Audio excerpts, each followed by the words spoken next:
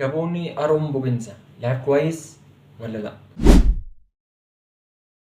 أولا كده قبل ما نتكلم في أي حاجة في الفنيات، أنا معرفش اللاعب جاي ولا لأ، بس كان في قبل ما القيد الأفريقي يقفل ب5 دقايق بس، كان في منزلين، في حد منزل صورة ليه وهو في مطار القاهرة.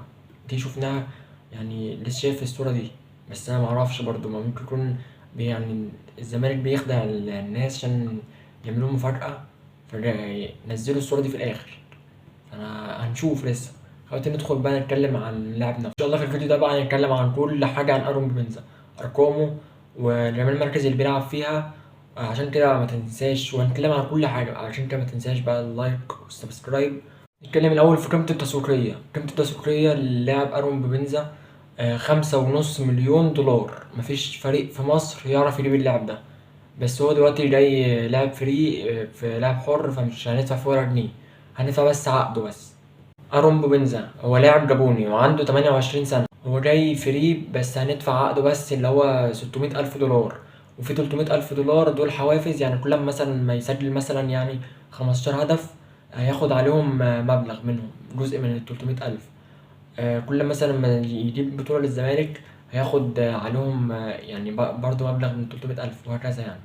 حاجة كويسة إن هو يعني دي تخلي اللاعب تحفز اللاعب إن هو يلعب كويس ويبقى هداف وكده. واللاعب ده بيلعب في ال3 مراكز الأمامية كلهم، 3 مراكز في الهجوم، بيلعب راس حربة، بيسجل أهداف جامدة وأهداف بدماغه، وأهداف حتى بيسجل أهداف كمان من خارج ال18، بيشوط في ال90 بيجيب جون في المقص، وأكتر أهدافه كده. وفي بقى لما بيلعب ناحية الشمال، ده أحسن مركز لعب له، لعب في مركز الشمال تقريبا 30 ماتش، سجل 20 هدف غير اللي صنعهم طبعا، بس يعني دي الأهداف اللي جابها. وبيلعب برضه جناح يمين. مميزات اللاعب بقى، أولا هو قوة بدنية جامدة جدا، تاني حاجة سريع جدا، تالت ميزة فيه لاعب قناص على المرمى، يعني بيشوط من أي حتة تجيله جون. برضه الميزة دي موجودة فيه، بيفيد في التحولات الهجومية، يعني بسرعته على الهجمات المرتدة هتلاقيه طيارة فيها هيجيب جون، عامل زي اللاعب ميشيلاك اللي لسه الزمالك جايبه جديد، اللاعب البولندي. عملت عليه فيديو هسيبها لكم في الأي اللي فوق.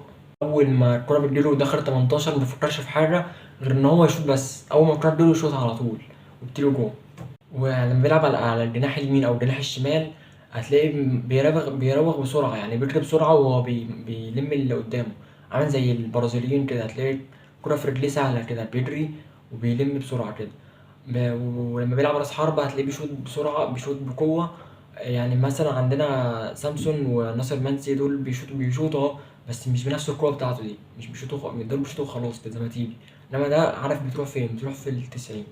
يعني الكرة اللي في ال90 دي بتبقى صعبة على الحراس، ودي بقى حاجة أنا لاحظتها فيه. أول ما يعني مثلا هو واقف، بيكون واقف في ال18 كده مستني الكرة تجيله، أول ما تجيله بيشوط على طول، وقفته تبين إن هو عايز يشوط. لما بيلعب جناح شمال بيدخل لجوه ويلعب الكرة بدماغه، عامل زي كده زي بن شرقي لما كان بيعملها مع الزمالك. برضه دي ملاحظة فيه شفتها في كذا فيديو ليه، بيسيب مساحة للباك اللي وراه. الباك اللي ورا مين لما بيلعب ناحية الشمال؟ محمود بن طارق. ومحمود بن طارق ده عرضياته بتبقى حلوة كويسة، عرضياته كويسة عاملة تعزيز وكده.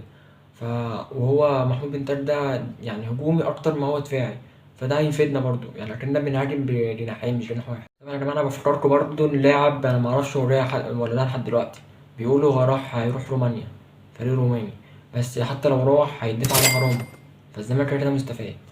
تعالى بقى دلوقتي نتكلم عن أرقام اللاعب، أهدافه وأسيستاته. في موسم 2020-2021 لعب 38 مباراة، سجل 22 هدف، صنع هدف واحد. وموسم 2021-2022 لعب 19 مباراة، سجل 9 أهداف وصنع 5 أهداف.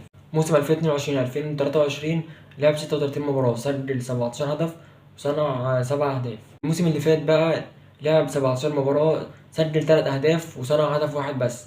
ده كان أسوأ موسم ليه، وطبعا في ناس ممكن يكونوا عارفين ليه، هو كان مش ملتزم ساعتها في التدريبات، ومكانش أصلا مركز في الكورة أصلا.